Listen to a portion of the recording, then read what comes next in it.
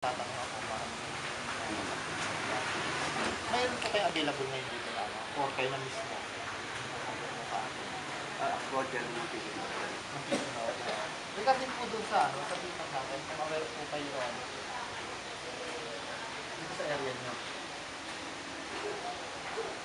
yung barangay peacekeeping action team barangay peacekeeping action team yun po yung ano natin na conclusion ko po so bali sige po mag-start lang po ako kung paano regulation ng tayo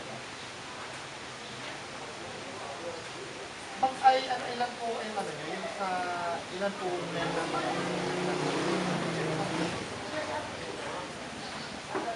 Para ilan ba yung member daw ng ano? yung sa ano nakakaalam nyo wala kaya dyan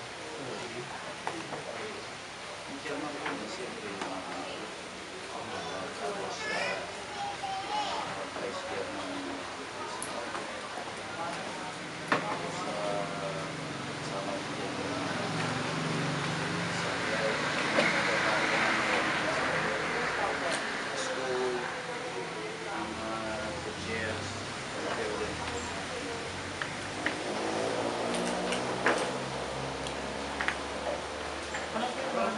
Barangay Graceville po. Barangay Graceville, City of San Jose del Monte. pwede lang gamitin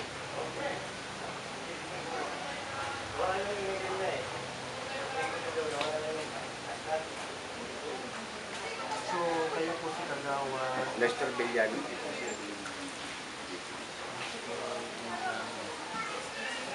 from ano po kayo ang ano niyo po anong committee po kayo Peace and Order.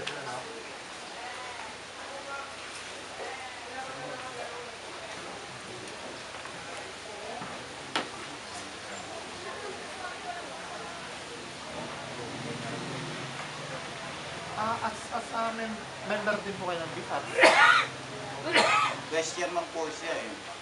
Ang chairman po kasi niya ng ating barangay. Kapitan. Tapos ang nilalabas na vice chairman po niya, Chairman ng Peace and Order. kasi anyway okay na yan sa ang tawag dito sa position ko Tapos ang mga member po niya, mayroon po tayong sa health, sa education, sa teachers. bakit gano'n no? Ay, ano po kasi magkakaroon kasi yung pwede po sa pinuntan sa magkakaroon po yung natin sa health sa pagkaroon po sa school kasi kung ano na mga nalagay problema sa school kasama po wait no isa ano po yung pangalan niyo po? Nagawa din magkano po, vice chairman din po niya sa Vicente. Elmer Kano po? Kano? Kano Okay. CIA po. Kano po ano kasi kung gano'n po yung parang natin yung iba yung parang nagiging committee kasi po yun na alam po natin sa isang barangay o pinakamalituloy sa atin meron tayo sa health, education, Transport. order, transport, mga gano'n. Parang, I think parang yun po yung binabanggit niyo po. So ngayon po sa atin, magpo-concentrate lang po tayo dito sa peace and order na ano nila. So ngayon po, kailangan po pong malaman kung ano po yung, start muna natin kung naiintindihan niyo po ba kung ano po yung function natin as department of safety and security sa ating lugar. Kung nagkakandak po kayo ng pinantakan pa kayo ng po natin Ako. ng isang training, mga interview ninyo, kung ang dalay, yung mga basta ano doon kung ano kailangan nyo, supported nyo sa mga meron pa kayo before, ay binigay na po ng gano'n. So ganun, doon po iugot yung interview na po sa mga. So from start, yun nga, yung number po ng ano yun, establish nyo na ngayon.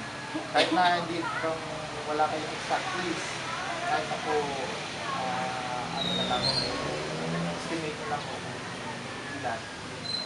Ang ano po. Ng member po, sa barangay peacekeeping action team po. Dito po sa ano, sa ilan pa rin? Kasi pamanan po doon? Yung concentrate lang po sa isang order. Okay, as a peace and order dito, hawak namin dito sa barangay is 20 standard. 20 bantay pa. 20. Pero bantay bayan, barangay police, 20. Pero So, bawat sansona, meron kami mga bantay bayan. those are volunteers po. Oo. Yung bikat po natin, ano po yung volunteer na hindi kasi yung ano na tayo doon, ano, yung bantay bayan is meron silang honorary yung 1,000. Wala. Ang bantay bayan is volunteer. Yung barangay police doon, meron konting ano. Yung barangay police at saka barangay tanong, isa ba yun? Oo. So yung barangay bayan, bantay bayan, yun yung volunteer. Volunteer. Bawat zona. Bawat zona. Pero it is possible kung ano pwede po natin magsabihin na yung barangay bayan na ito.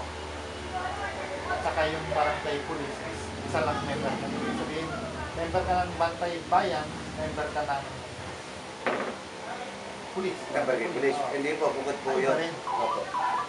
So yun natin yun. Ang dami yung wala. Alam lahat ng unang Nire-require po kasi sir, ayos sa batas, 20, hindi bababa sa 20, hindi bababa sa 10 yung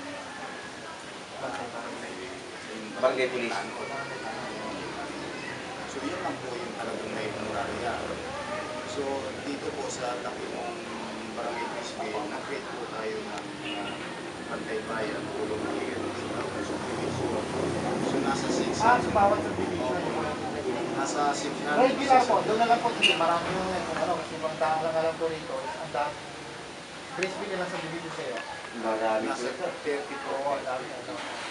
Yung regular nyo na hindi lang sila yung Philippine, pagka nagkaroon kayo ng nagpatawag kayo ng meeting, sa barangay barangay